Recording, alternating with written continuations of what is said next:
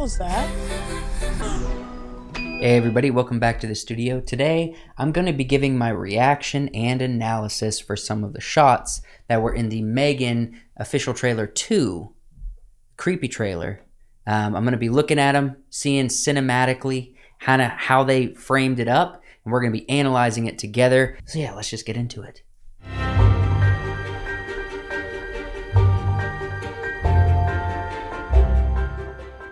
If we haven't met, I'm Joe, and what I do is I do cinematography, I do video editing, I do all this kind of stuff, and I enjoy watching films a lot. It's what we do on this channel, it's what we talk about all the time, and I like analyzing films, especially ones I enjoy. I don't get a chance to do it enough. So what I'm trying to do here is help myself exercise the ability and kind of show you at the same time how to look at a frame and analyze it in such a way that helps you understand cinematography better, become a better cinematographer, or just help you enjoy the films you watch more. I think the more we do this, the deeper our knowledge gets, and it's a beautiful thing.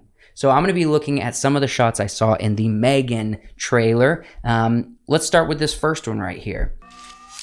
Crazy. It's insane. When I first watched this, I noticed two things, and I was debating, is it worth bringing up? But I thought, why not? Let's go ahead and do it. So the first thing I noticed was, it's just a simple close-up, right? Everything's kind of out of focus, all back here, you know, the door back here, except for her, which is kind of the standard close-up. But a couple things I wanted to point out that really helps with my mind is not putting anything behind a character's head that is going to be extremely distracting. So for example, you notice that what's right behind her head is an empty wall. It's a nice blue contrasting color with her hair. You know, you can see where her hair stops and the back wall starts, which is nice because if they move the camera over just a touch more, her head, this little, you know, door frame would be sticking out of her head,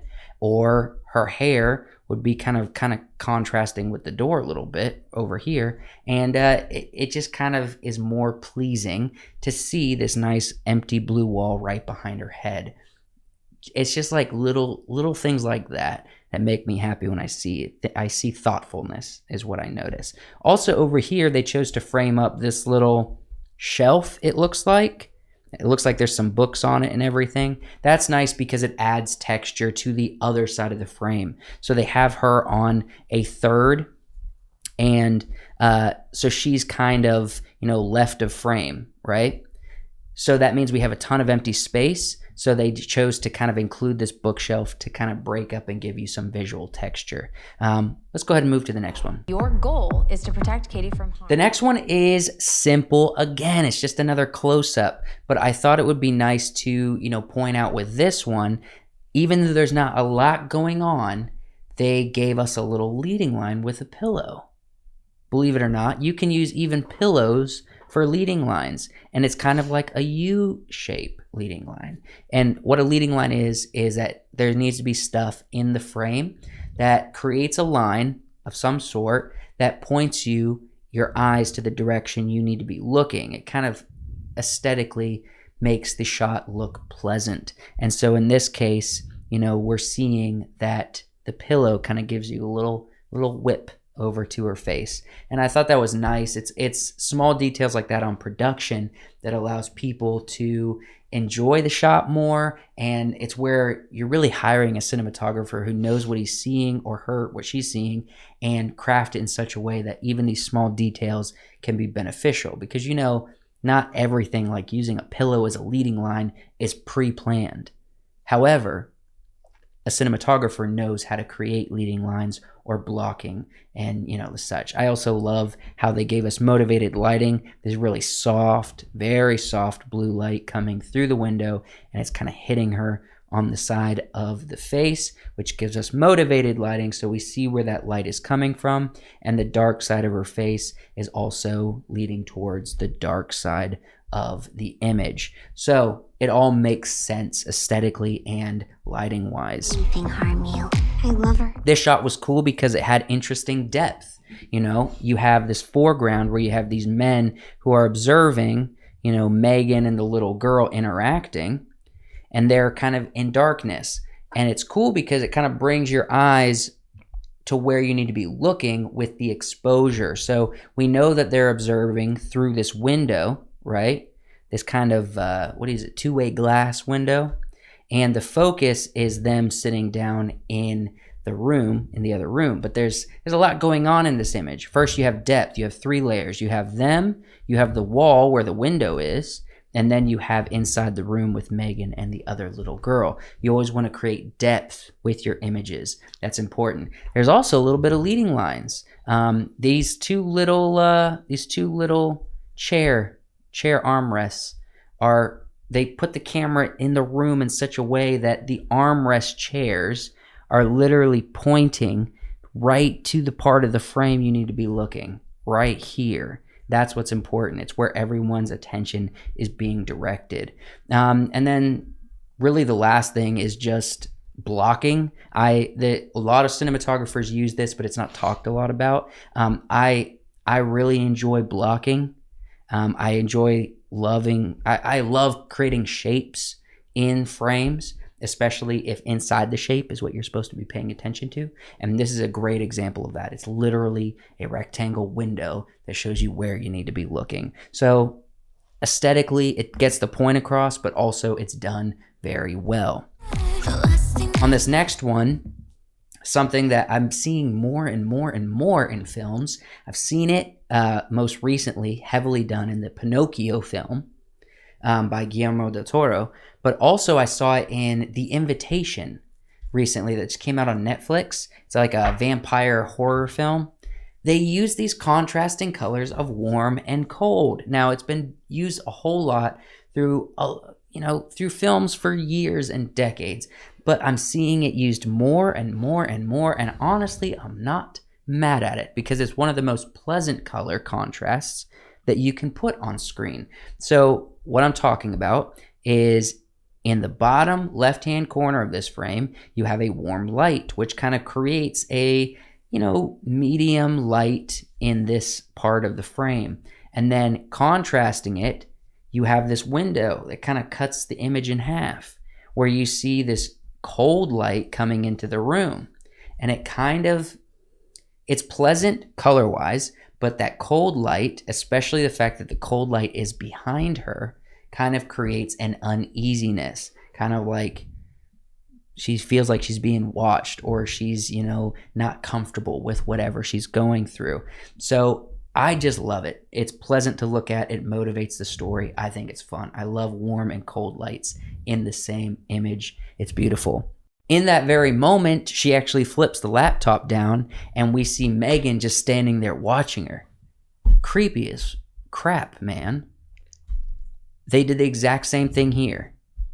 A warm light and a cool blue room from a window. So we get that motivation as well. We know where both of these light colors are coming from. Here's another example of blocking, like I said a couple pictures back. They chose to put her standing in front of this kind of doorway where there's nothing distracting coming out of her head. The window's not angled right there so that, it's distracting. But rather they just put her in this nice little almost rectangular blue spot on the image, which is the color difference is different than the rest of the frame. So it brings your attention in to right where she's standing, and it's just a lot of fun. I want to kind of change that idea contextually and show you this image. This is a very fun image. The reason why is because for a second, you're not sure where to look. And this leans into the horror side of the frame. You know that there might be danger in this frame, in this shot, but you're not, like, when you first look at it, you're like, where is she? Where is she? Where's the danger, right? And then you spot it and it gives you the chills, right? She's over here sitting behind the piano. And they didn't change her color. They didn't make her like have a little warm light shooting up at her to bring your attention to her. They intentionally made the whole room this cold night blue, and they made everything in focus with this wide angle so that she's in the room looking at you.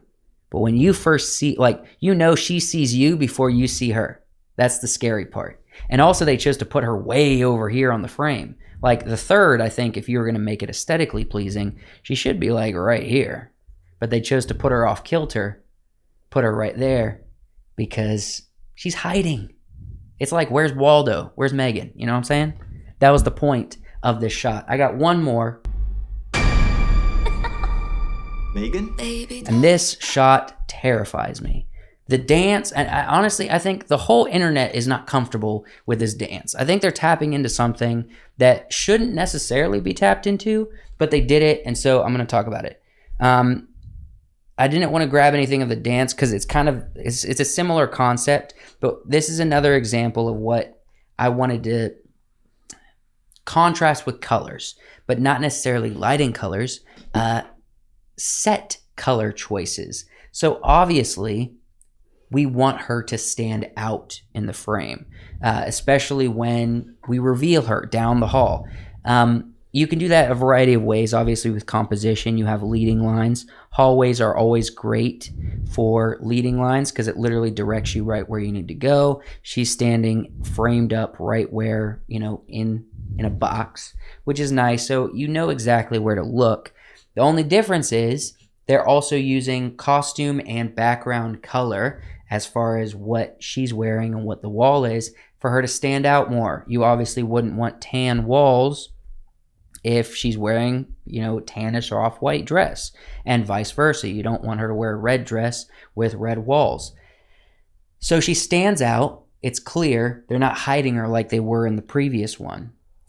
But the interesting thing about these red walls, I think it motivates this idea of murder. It's red, it's blood. So it makes you think there's danger here. I think that was obviously very intentional, but at the same time, I think that's what makes this particular scene and these shots that much more unnerving because, you know, she starts flipping her arms around and doing her little dances that seem unnatural, honestly. It seems like her arms extend and she starts doing dances. Don't like it.